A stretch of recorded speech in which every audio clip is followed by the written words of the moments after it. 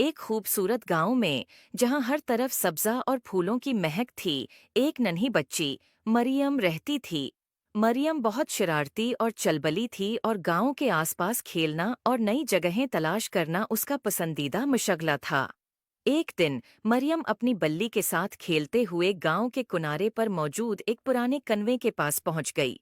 कनवा देखने में बहुत गहरा और खौफनाक लग रहा था, लेकिन मरियम को तजस्सुस हुआ कि कन्वे के अंदर क्या हो सकता है। जब मरियम कन्वे के किनारे पर झुककर नीचे देखने की कोशिश कर रही थी, तो उसका पांव फिसल गया और वो कन्वे के अंदर गिर गई। कनवा बहुत गहरा था और मरियम के चीखने की आवाज गूंजती, लेकिन वो कन्वे के अंदर फंस गई। कन्वे के अंदर बहुत अंधेरा था और मरियम को बहुत डर लग रहा था। वो रो रही थी और मदद के लिए पुकार रही थी। अचानक एक नर्म और चमकदार रोशनी कन्वे के अंदर फैल गई और मरियम ने देखा कि एक खूबसूरत परी उसके सामने नमूदार हो गई है। परी की चमकती हुई पर और नर्म रोशनी ने कन्वे को रोशन कर दिया। परी ने मरियम को तसल्ली देते हुए कहा, डरो मत, मैं तुम्हारी मदद के लिए आई हूँ।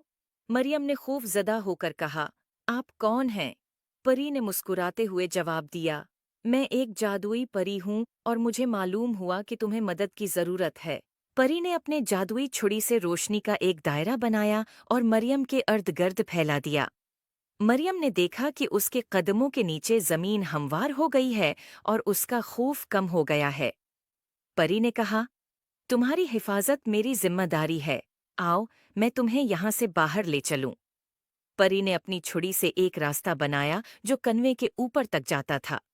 मरियम ने खौफज़दा होकर पूछा, क्या मैं इस रास्ते से ऊपर चढ़ सकती हूँ? परी ने मुस्कुराकर कहा, हाँ, ये जादुई रास्ता तुम्हें महफूज तरीके से ऊपर ले जाएगा। मरियम ने हिम्मत जमा की और जादुई रास्ते पर कदम रखा। जैसे ही वो ऊपर चढ़ना शुरू हुई, परी उसके साथ साथ उड़ती रही और उसकी हिफाजत करती रही। मरियम ने देखा कि कन्वे की दीवारों पर खूबसूरत मनाजर बने हुए हैं और वो देखकर खुश हो गई। आखिरकार मरियम कन्वे के ऊपर पहुंच गई और उसने खुशी से चीख मारी, मैं आज़ाद हो गई।